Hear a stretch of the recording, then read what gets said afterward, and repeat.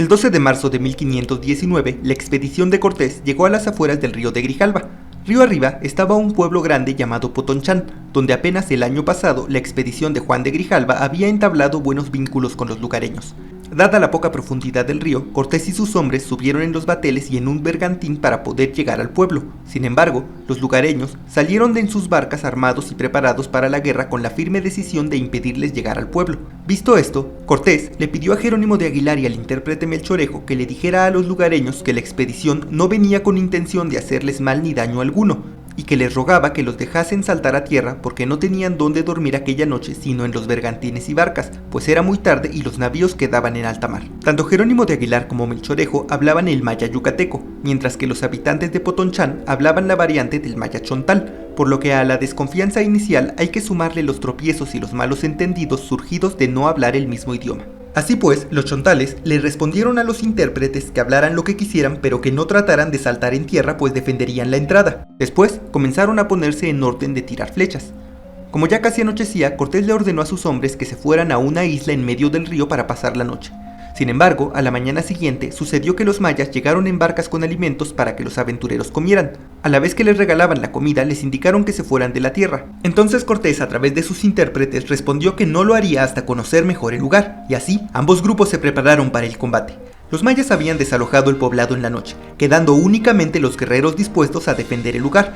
Quizá incluso enviaron algunos mensajeros a los pueblos de alrededor para que mandaran refuerzos. Teniendo en cuenta que se trataba de un pueblo grande, la población de Potonchán debía oscilar entre los 2000 y los 4000 habitantes, por lo que los defensores debieron rondar entre los 500 y los 1000 guerreros. Por su parte, Cortés debía contar en ese momento con 280 hombres de armas. Después de oír misa, los conquistadores se prepararon para el ataque. 200 peones a las órdenes de Alonso de Ávila rodearon el pueblo con la intención de sorprender a los defensores por la retaguardia, mientras que el propio Cortés se preparó con 80 aventureros para asaltar el pueblo frontalmente. Para evitar correr riesgos innecesarios como Grijalva en Champotón, montaron 3 cañones pequeños en cada batel. Algunos incluso dicen que también el bergantín se preparó para el asalto. Lejos de atacar el pueblo sin mediar palabras, el escribano real Diego de Godoy le leyó el requerimiento a los mayas. Esto era una formalidad indispensable, ya que, de no hacerlo, se castigaría a los conquistadores por entablar guerra con un pueblo indígena pacífico, razón por la cual se leyó hasta 3 veces. Haciendo un símil, sería como la famosa lectura de derechos de nuestros tiempos. Después de las formalidades, Cortés ordenó abrir fuego a los cañones para dispersar a los guerreros que les disparaban flechas desde sus embarcaciones y desde la costa, mientras que él y sus 80 hombres comenzaron el desembarco en la playa. Al bajar de los bateles, el agua aún les llegaba hasta la cintura y como el suelo de la playa era fangoso, resultaba difícil abrirse paso entre los disparos de los enemigos. A Cortés se le perdió una alpargata en el cieno lodoso y tuvo que llegar a la orilla descalzo de un pie. Ojo, se le perdió una alpargata, no una bota, pues los conquistadores jamás usaron botas durante la conquista de México. Al igual que sucedió con las expediciones de Fernández de Córdoba y Juan de Grijalva, comenzó a sonar el grito ¡Al Caraccioni! ¡Al Caraccioni! Que significa ¡Al capitán! ¡Maten al capitán! Al mismo tiempo, Alonso de Ávila comenzó el asalto por la retaguardia del pueblo, por lo que al verse rodeados, los mayas chontales emprendieron la retirada. Sin embargo, y lejos de sumirse en el desorden, los guerreros se mantuvieron cohesionados y retrocedieron arrojando proyectiles a sus rivales, evitando así perder más guerreros de los que habían caído durante la contienda. En el enfrentamiento perecieron 18 guerreros mayas, mientras que los conquistadores no perdieron a nadie. El número de bajas parece indicar que no se trató de una gran batalla, sino de un combate de escala menor. Más a la tarde, cuando los conquistadores ya estaban aposentados en el pueblo, Cortés realizó un antiguo ritual medieval de posesión de la tierra que constaba en darle de cuchilladas a un árbol a la vez que juraba defender la tierra recién conquistada. Al día siguiente, después de la puesta de sol, llegaron 2 mensajeros y entregaron algunas joyas a modo de tributo y le pidieron a Cortés que por favor abandonara el pueblo. Cortés respondió que a partir de ese momento los habitantes de la región quedarían bajo la protección de los reyes de Castilla. Además, les pidió que trajeran algo de comer, pues él y sus hombres habían dejado sus alimentos en los barcos. Los emisarios prometieron traer comida, pero no volvieron ni ese día ni el siguiente. Al tercer día, Cortés dividió a sus hombres en grupos para buscar comida. El capitán Pedro de Alvarado pensaba llevar consigo al intérprete Melchorejo, pero al buscarlo descubrieron que aquel había huido la noche anterior. Sobre lo que sucedió después existen 2 versiones. La versión más famosa cuenta que siendo Francisco de Lugo capitán de 100 peones, se encontró con escuadrones de guerra mayas con los que entabló un duro combate. Como Pedro de Alvarado y sus 100 hombres andaban cerca, acudieron para reforzar a Lugo. Sin embargo, la situación superó los esfuerzos conjuntos de ambos capitanes y se vieron forzados a pedirle ayuda a Cortés enviando a un veloz corredor cubano que los acompañaba. Cuando Cortés se enteró de lo sucedido, salió con su tropa para reforzar a sus capitanes, logrando con su llegada poner en fuga a los guerreros mayas. La otra versión cuenta en cambio que Cortés creó 3 escuadrones de 80 hombres cada uno, y como les habían informado que Centla era un pueblo agrícola, uno de los 3 grupos se dirigió hacia allá con la intención de obtener alimento a través del trueque. Por alguna razón que no está del todo claro, las cosas no salieron como debían y la situación escaló hasta convertirse en un enfrentamiento. Al escuchar el combate, los otros 2 escuadrones acudieron en ayuda de sus colegas, juntándose hasta 240 peones para luchar contra los mayas. Como el combate se complicó, los conquistadores se refugiaron en un edificio del pueblo a la vez que mandaron a 2 indios cubanos con peticiones de auxilio. Cuando Cortés lo supo, salió a socorrerlos y todos juntos lograron dispersar a los hostiles. Según Cortés, ninguno de sus hombres murió ese día y solamente hubo 20 heridos. Bernal Díaz, en cambio, dice que 2 conquistadores perdieron la vida y otros 11 quedaron heridos, mientras que 15 guerreros mayas murieron y otros 3 fueron capturados. Después de interrogar a los 3 guerreros capturados, los expedicionarios se enteraron que los mayas estaban reuniendo un ejército con el fin de reconquistar Potonchán. Para hacerles frente, Cortés ordenó que desembarcaran todos los hombres de armas y 10 de los 16 caballos. Estaba a punto de empezar el último combate de la batalla de Centla. Pero no estamos hablando de poderosos reinos densamente poblados con caminos medianamente eficientes para movilizarse rápidamente, sino de pequeñas poblaciones cortadas entre sí por los pantanos y los ríos de la selva de Tabasco, por lo que muy probablemente los mayas solamente pudieron confederar entre 2.000 y 4.000 guerreros, una cifra muy por debajo de los 20.000 o de los 40.000 que reportaron Cortés, Andrés de Tapia o Bernal Díaz. Las armas de los chontales se componían de escudos, lanzas de pedernal, dardos, arcos y flechas, además de llevar protecciones a modo de armaduras que resultaban muy útiles para frenar los daños cortantes. Se trataba de cinturones de algodón que les protegían el torso y los brazos, pero que al compararse con el Ixcahuipili del altiplano central resultaban ser protecciones parciales. Bernal Díaz afirmó verlos blandiendo espadas como montantes de a 2 manos. Datos aparte, es probable que los arcos tuvieran una potencia promedio de unas 40 libras. En cambio, la hueste cortesiana contaba con entre 400 y 500 hombres de armas. Esto, sumado al apoyo de algunos indios guerreros de Cuba, arrojaría un aproximado de 550 combatientes.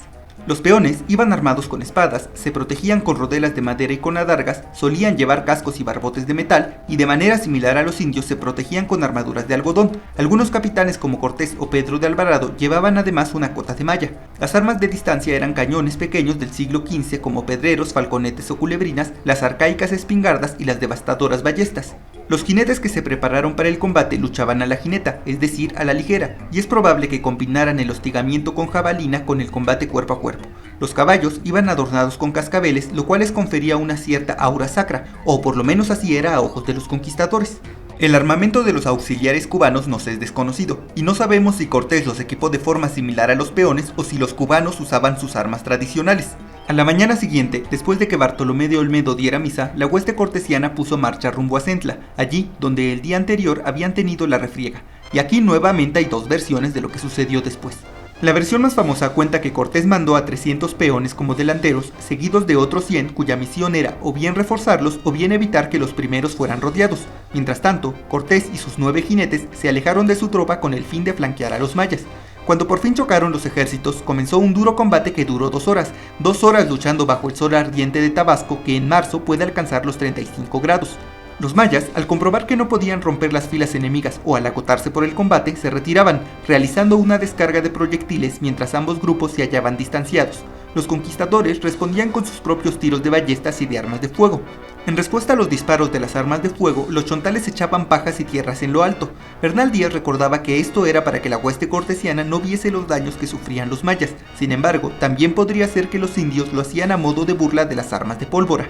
Después de tomarse un respiro o derrotar las filas, los mayas volvían a cargar contra sus enemigos, y entonces, cuando los conquistadores comenzaban a mostrar la fatiga de luchar contra un enemigo que los superaba varias veces en número, bajo el abrasador sol del mediodía tabasqueño, bajo el sofocante calor húmedo de la región, divisaron la providencial imagen de los jinetes, quienes cargaron por la retaguardia de los mayas chontales. Esto inflamó el ánimo de los peones, quienes sacaron fuerza de su interior y cargaron a su vez contra los escuadrones enemigos, desbaratando al ejército por completo.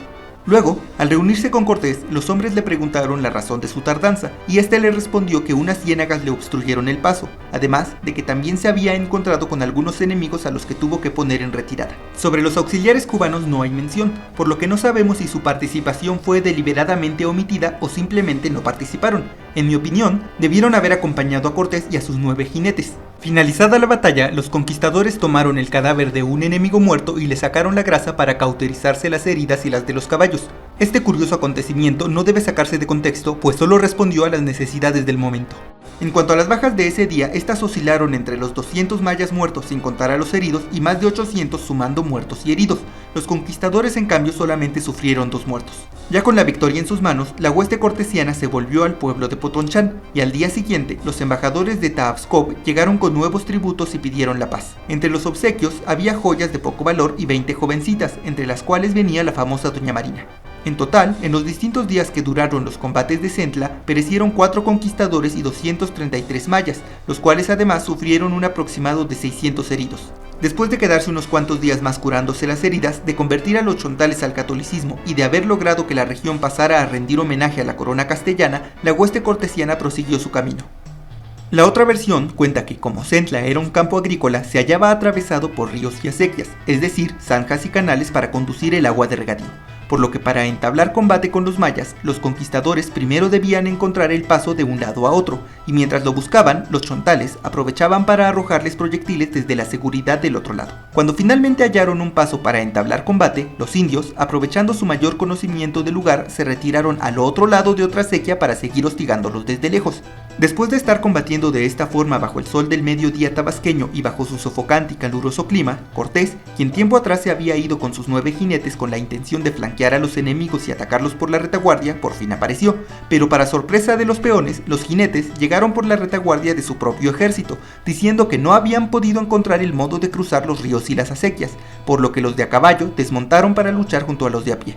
Ya con el liderazgo de su capitán, lograron cruzar unas acequias y tuvieron un efímero enfrentamiento con los mayas, pues estos volvieron a colocarse tras la seguridad de otras acequias. Agotados por este juego interminable de retiradas, los conquistadores prefirieron regresar al pueblo de Potonchán, donde liberaron a algunos prisioneros para que fueran con sus señores con misivas de paz y amistad.